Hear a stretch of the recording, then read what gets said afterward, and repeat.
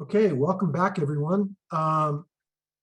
We have about 5 minutes left, and what I'd like to do is for anybody who has something that they really wish to share. Obviously, we don't have the time to honor the energy, the intelligence, the excitement, the innovation that has come out of the different conversations, both the speakers and within the chat rooms.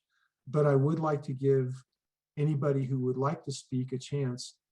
If you would either indicate in the chat or by using the raise hand feature, which you can find in the participants screen. If somebody has something burning, we'll try to get 2 or 3 comments in the last minute.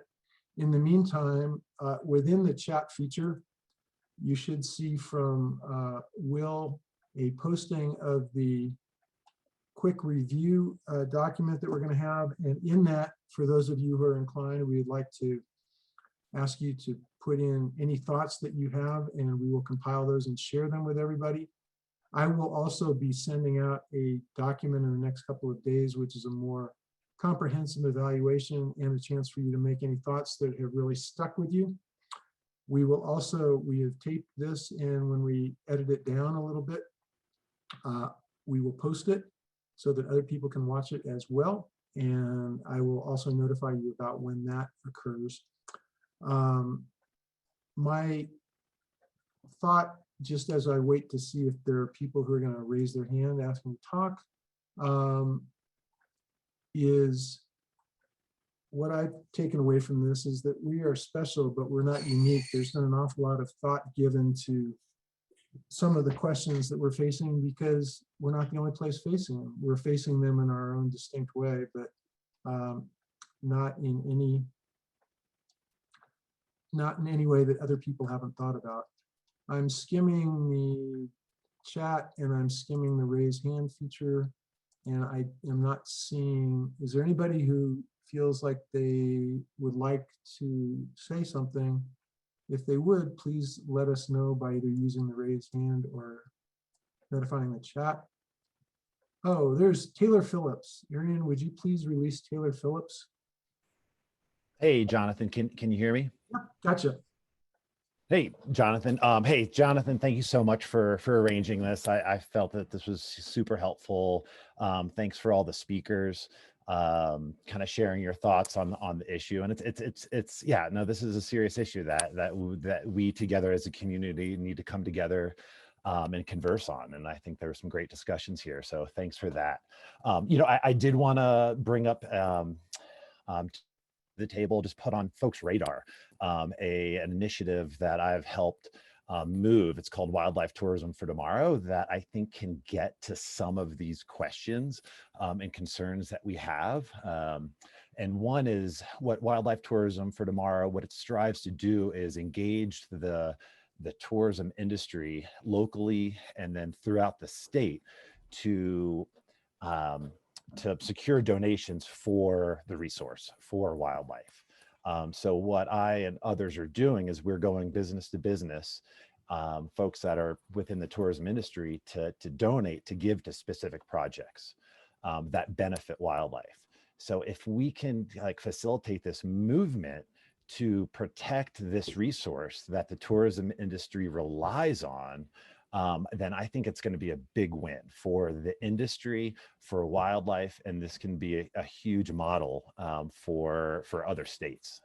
We've actually had states, Montana, West Virginia, North Carolina, reach out just with their interest to kind of see what we're doing here, and it's great to have the Wyoming Game and Fish Department on board with this initiative. Sounds great. If you could post some information in the chat, I'll make sure that it gets distributed in other methods as well. Thank you so much for sharing. Thanks, Jonathan. You bet. We'll do Owen Fredstrom and then Gary Trauner, and then we will wrap it up. Thank you again, Jonathan. I was struck by just an idea I'd never thought about, thanks to Kathy Ritter's presentation. And not unlike LDRs, land development regulations, that our community struggles with the various stakeholders involved with that. It would be a bold move to try to do a community harmony with tourism development, so that we had a way of piecing together this. It would take so long that by the time we were over touristed, we'd have some concept of what that harmony might look like. Perhaps we're there now. Thank you, Leanne. I appreciate the thoughtfulness behind that and trying to deal with such a complex concept. So thank you very much. And then Gary Trauner, and then we will wrap it up. Gary? Thanks, Jonathan. And thanks for all the experts who came on and helped us to understand better the issue here. I guess in our chat room and in my view, you know, there are elephants in the room that we have trouble addressing. And I think we need to address those if we're going to be successful in this endeavor. And to me, one of those elephants in the room is that the private sector is always going to push for more growth. It's just the way that it is. And we have to understand that.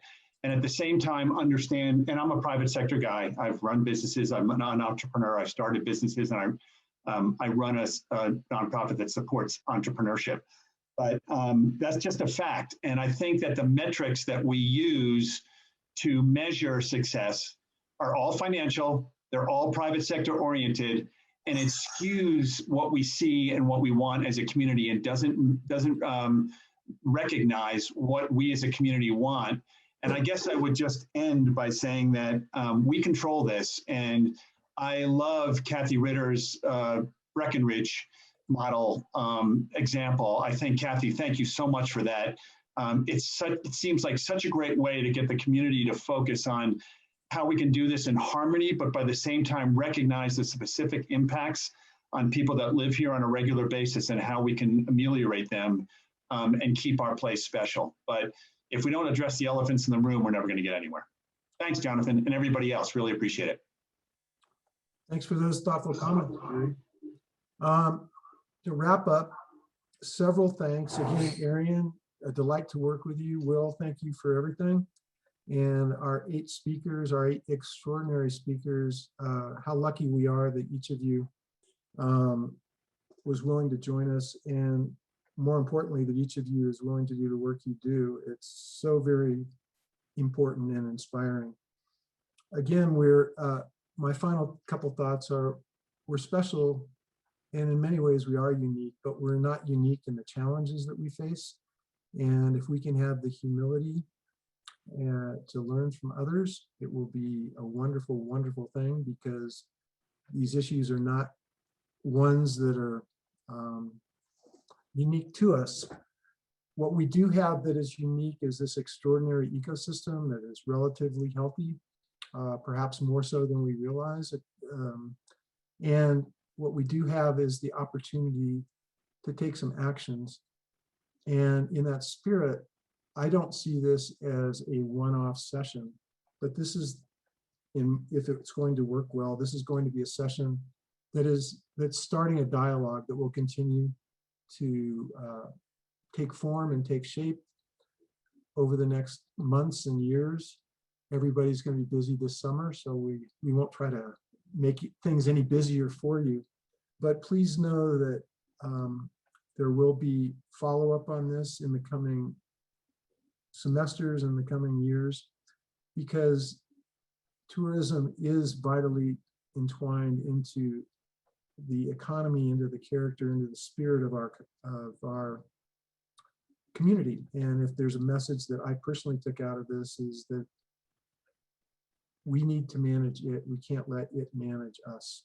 And that's, if we're at a cusp right now, it's at that opportunity to start doing some thoughtful tourism management to help create the community that we want, where tourism is a part of it, rather than tourism being the tail that wags the dog. So with that, deepest thanks to all of you. I look forward to staying in touch. Please don't hesitate to reach out if you have any thoughts or additional conversations. Please fill out the form that is in the that's linked in the chat. And with that, thank you so very much to all of you for taking part in this, and farewell.